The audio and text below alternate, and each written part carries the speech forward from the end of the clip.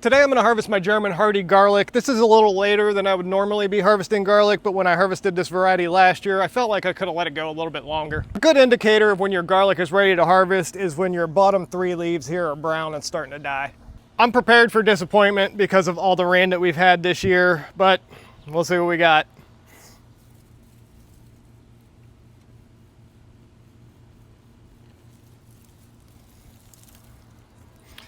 Yeah, not quite what I was hoping for.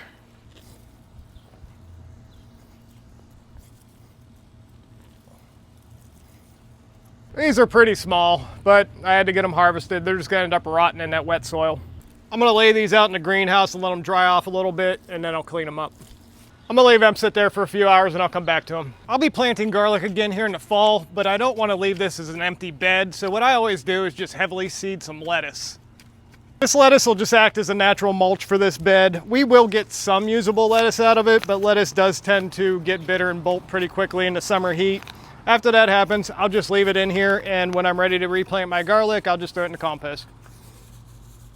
These are pretty much dried out. What I'm gonna do now is just remove the loose dirt. I just kind of rub it off. You can use a soft brush to do this. Feels like it's 400 degrees in this greenhouse right now.